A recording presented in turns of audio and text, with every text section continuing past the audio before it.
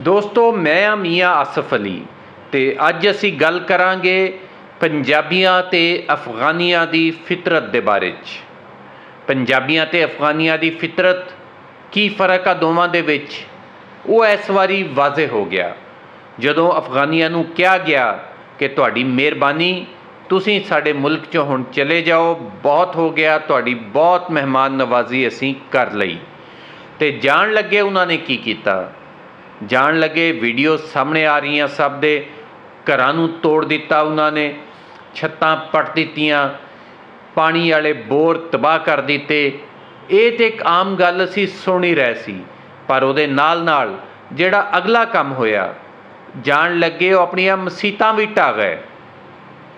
ਯਾਨੀ ਇਹ ਐਸੀ ਹੈਰਾਨਕੁਨ ਗੱਲ ਸੀ, ਜਿਹੜਾ ਵੀ ਦੇਖਦਾ ਤੇ ਹੈਰਾਨ ਹੋ ਰਿਹਾ।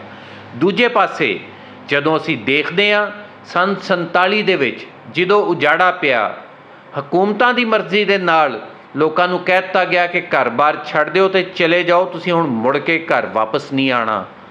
ਤੇ ਉਦੋਂ ਪੰਜਾਬੀ ਜਦੋਂ ਆਏ, ਚੜ੍ਹਦੇ ਪੰਜਾਬ ਤੋਂ ਲਹਿੰਦੇ ਤੇ ਲਹਿੰਦੇ ਤੋਂ ਚੜ੍ਹਦੇ 'ਚ ਗਏ ਤੇ ਜਾਣ ਲੱਗੇ ਆਪਣੇ ਘਰ, ਭਰੇ ਭਰਾਏ ਘਰ ਉੱਦਾਂ ਹੀ ਛੱਡ ਕੇ ਚਲੇ ਗਏ।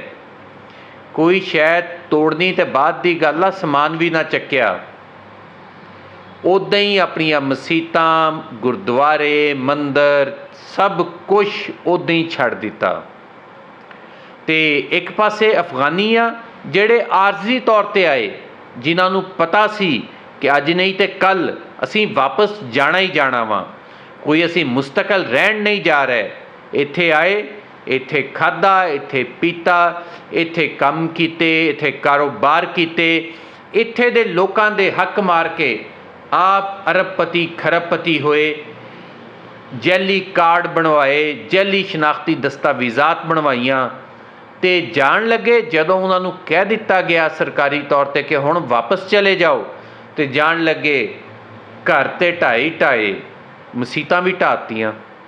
ਮਸੀਤ ਉਹ ਥਾਂ ਜਿਹੜਾ ਕਿਸੇ ਕੌਮ ਲਈ ਨਹੀਂ ਹੁੰਦਾ, ਉਹ ਪੂਰੇ ਇੱਕ ਦੀਨ ਵਾਸਤੇ ਹੈ, ਪੂਰੀ ਉਮਤ ਮੁਸਲਿਮਾਂ ਵਾਸਤੇ ਹੁੰਦਾ ਕਿ ਹਰ ਮੁਸਲਮਾਨ ਇੱਥੇ ਆ ਕੇ ਇਬਾਦਤ ਕਰੇਗਾ।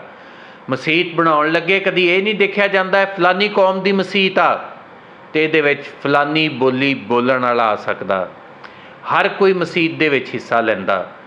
ਤੇ ਉਹ ਜਾਣ ਲੱਗੇ ਇਹ ਕਿੱਦਾਂ ਦਾ ਇਸਲਾਮ ਆ, ਇਹ ਕਿੱਦਾਂ ਦਾ ਭਾਈਚਾਰਾ, ਇਹ ਕਿੱਦਾਂ ਦੀ ਉਮਾ, ਕਿ ਉਹ ਜਾਣ ਲੱਗੇ ਮਸੀਤਾਂ ਵੀ ਢਾਹ ਗਏ। ਮਸੀਤ ਢਾਉਣ ਵਾਲੇ ਦੇ ਉੱਤੇ ਤੇ ਉੱਦਾਂ ਹੀ ਤੋਹੀਨੇ ਮਜ਼ਹਬ ਦਾ ਪਰਚਾ ਹੋਣਾ ਚਾਹੀਦਾ, 295 ਦੇ ਪਰਚੇ ਹੋਣੇ ਚਾਹੀਦੇ ਇਹਨਾਂ ਦੇ ਉੱਤੇ ਕਿ ਇਹ ਮਸੀਤਾਂ ਕਿੱਦਾਂ ਢਾਹ ਕੇ ਗਏ ਆ।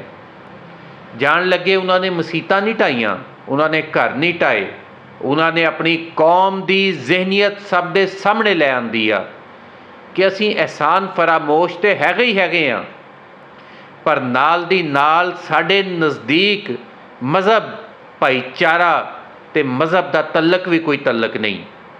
ਅਸੀਂ ਆਪਣੀ ਜ਼ਾਤ ਦੇ ਵਿੱਚ ਮੁਸਲਮਾਨ ਵੀ ਹਾਂ ਤੇ ਆਪਣੀ ਜ਼ਾਤ ਦੇ ਵਿੱਚ ਕੌਮੀਅਤ ਵੀ ਹਾਂ। ਤੇ ਇਹ ਐਸਾ ਕੰਮ ਹੋਇਆ ਜਿਹਨੇ ਸਾਡੀਆਂ ਅੱਖਾਂ ਨਹੀਂ ਖੋਲ੍ਹੀਆਂ, ਪੂਰੀ ਦੁਨੀਆ ਦੀਆਂ ਅੱਖਾਂ ਖੋਲ੍ਹ ਦਿੱਤੀਆਂ ਕਿ ਅਫਗਾਨੀ ਸ਼ੈ ਕੀ ਆ।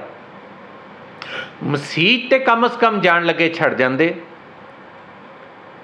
ਚੰਗਾ ਹੋਇਆ, ਮੈਂ ਕਹਿੰਦਾ ਬਹੁਤ ਚੰਗਾ ਹੋਇਆ ਕਿ ਸਾਡੇ ਉਹ ਲੋਕ ਜਿਨ੍ਹਾਂ ਦੀਆਂ ਅੱਖਾਂ 'ਤੇ ਪੱਟੀ ਬੰਨੀ ਹੋਈ ਸੀ ਮੁਸਲਿਮ ਉਮਾ ਦੀ, ਉਹ ਵੀ ਲੱਥ ਗਈ। ਉਹਨਾਂ ਨੂੰ ਵੀ ਪਤਾ ਲੱਗ ਗਿਆ ਕਿ ਅਫਗਾਨੀਆਂ ਦਾ ਅਸਲ ਰੂਪ ਕੀ ਹੈ। ਤੇ ਹੁਣ ਹਕੂਮਤ ਤੋਂ ਅਸੀਂ ਅਪੀਲ ਕਰਦੇ ਹਾਂ ਕਿ ਹੁਣ ਇਹਨਾਂ ਦੇ ਉੱਤੇ ਕੋਈ ਰਹਿਮ ਨਾ ਕੀਤਾ ਜਾਵੇ, ਹੁਣ ਇਹਨਾਂ ਨੂੰ ਕੋਈ ਸਪੇਸ ਨਾ ਦਿੱਤੀ ਜਾਵੇ, ਇਹਨਾਂ ਨੂੰ ਇੱਥੋਂ ਕੱਢਿਆ ਜਾਵੇ। ਜਿਹੜੇ ਨਾਦਰਾ ਅਹਿਲਕਾਰ ਜਿਨ੍ਹਾਂ ਨੇ ਇਹਨਾਂ ਨੂੰ ਜੈਲੀ ਦਸਤਾਵੇਜ਼ਾਤ ਬਣਾ ਕੇ ਦਿੱਤੀਆਂ, ਉਹਨਾਂ ਦੇ ਖਿਲਾਫ ਵੀ ਸਖਤ ਤਰੀਨ ਐਕਸ਼ਨ ਲਿਆ ਜਾਵੇ ਔਰ ਕਾਰਵਾਈ ਕੀਤੀ ਜਾਵੇ, ਕਿਉਂਕਿ ਇਹ ਛੋਟਾ ਮਾਮਲਾ ਨਹੀਂ ਹੈ।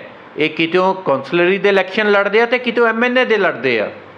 MNA ਬਣ ਕੇ ਵੀ ਅਸੈਂਬਲੀਆਂ 'ਚ ਪਹੁੰਚੇ ਹੋਏ ਆ, ਇਹ MPA ਵੀ ਬਣਦੇ ਆ, ਔਰ ਪੰਜਾਬ ਜਿਹੇ ਇਲਾਕੇ 'ਚੋਂ MNA ਬਣਦੇ ਆ। ਚਲੋ KP 'ਚੋਂ ਜਾਂ ਬਲੋਚਿਸਤਾਨ 'ਚੋਂ ਜਿੱਥੇ ਪਸ਼ਤੋ ਬੋਲਣ ਵਾਲੇ ਲੋਕ ਹੈਗੇ, ਉੱਥੇ ਤਾਂ ਸਮਝ ਆਉਂਦੀ ਸੀ। ਇਸ ਲਈ ਹੁਣ ਇਹਨਾਂ ਦੇ ਖਿਲਾਫ ਸਖਤ ਕਾਰਵਾਈ ਵੇਲੇ ਦੀ ਲੋੜ ਆ, ਹਕੂਮਤ ਨੂੰ ਕਰਨੀ ਪੈਣੀ ਆ। ਔਰ ਅਗਰ ਅੱਜ ਇਸ ਨਾਸੂਰ ਦਾ ਖਾਤਮਾ ਨਾ ਕੀਤਾ ਗਿਆ ਤੇ ਇਹ ਨਸੂਰ ਕਦੀ ਵੀ ਨਹੀਂ ਮੁੱਕ ਸਕੇਗਾ।